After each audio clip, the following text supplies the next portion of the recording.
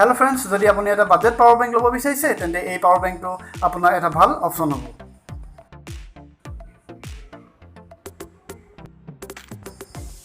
Friends, এইটো হৈছে R1 Power 2000 mAh power bank আৰু যদি আপুনি ক্ৰিকেট ভাল পায় আৰু MS ধোনিৰ ফ্ৰেণ্ড হয় তেন্তে আপুনি এই পাৱাৰ বেংকটো নিশ্চয় ভাল পাব কাৰণ ই MS ধোনি স্পেচিয়েল এডিশ্যন হয়।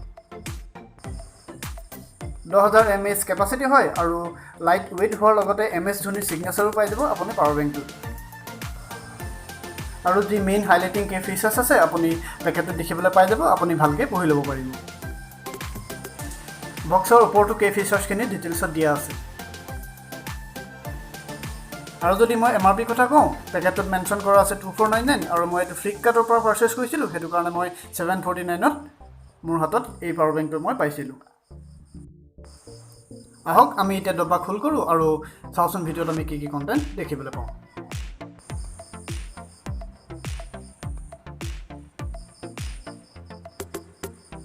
ইয়াত আপুনি পাই যাব ব্লু কালাৰ এখন ৱাৰেণ্টি কাৰ্ড, যোনখন আপোনাৰ 1 বছৰৰ থাকে। আপোনাৰ যদি পাৱাৰ বেংকটো ইন ফিউচাৰ কিবা প্ৰব্লেম হয় তেনেহ'লে আপুনি ৰিপ্লেচ কৰিব পাৰিব। এখন আমি ছাইডত থৈ লওঁ। তাৰপিছত আপুনি পাই যাব এখন ইউজাৰ গাইড,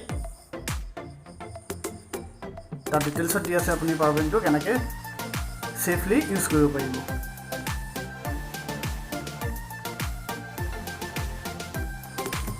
আৰু এইটো হৈছে আজিৰ ভিডিঅ'ৰ main content, R1 Power 2000 mAh power bank. Compact আৰু লাইট ৱেইট হোৱাৰ লগতে MS ধোনিৰ অট'গ্ৰাফো পাই যাব আপুনি পাৱাৰ বেংকটোত। আৰু যি কে ফিচাৰ্ছ আছে সেইবিলাক আপোনাৰ পাৱাৰ বেংকটোতো আপুনি তলফালে দেখিবলৈ পাই যাব।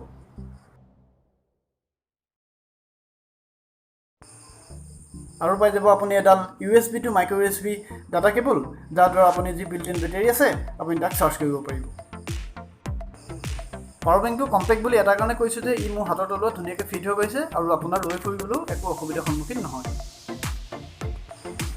আৰু আপুনি তলফালে দেখিবলৈ পাব 3টা পৰ্ট, তাৰে এটা আউটপুট 1 আৰু এটা হৈছে আউটপুট 2। আউটপুট 1টো হৈছে আপোনাৰ 1 এম্পছৰ আৰু আউটপুট 2টো হৈছে আপোনাৰ 2.1 এম্পছৰ। আৰু মাজৰটো হৈছে ইনপুট, যাক ব্যৱহাৰ কৰি আপুনি স্মাৰ্টফোনটোক চাৰ্জ কৰিব পাৰিব আৰু লগতে আপুনি এই পাৱাৰ বেংকটোকো এই ইনপুটৰ দ্বাৰা চাৰ্জ কৰিব পাৰিব। আৰু ছাইডত দি আছে এটা ব্লু কালাৰ বাটন, এই বাটনটো প্ৰেছ কৰিলে LED ইণ্ডিকেটৰ লাইট আপ হৈ যাব আৰু তেতিয়া আপুনি জানিব পাৰিব যে আপোনাৰ পাৱাৰ বেংকটোত কিমান কেপাচিটি বাকী আছে। আৰু লগতে আপোনালোকক আৰু এটা কথা কৈ থওঁ, যদি আপোনালোকে পাৱাৰ বেংক ইউজ কৰে, লাগিলে R1 হওক বা বেলেগ কোম্পানীয়ে হওক, আপোনালোকৰ পাৱাৰ বেংকটো সদায় ফুল চাৰ্জ কৰি থ'ব। যদি কেতিয়াবা 2-3 দিন লাইট নাহে তেতিয়াহ'লে আপুনি পাৱাৰ বেংকটো ইউজ কৰি পেলাই আপুনি আপোনাৰ স্মাৰ্টফোনটোক সদায় ফুল চাৰ্জ কৰি থ'ব পাৰিব। বন্ধুসকল, যদি আজি ভিডিঅ'টো ভাল লাগিল তেন্তে লাইক, শ্বেয়াৰ এণ্ড ছাপোৰ্ট কৰিব আৰু M79 এডভাইচ চাই থাকক।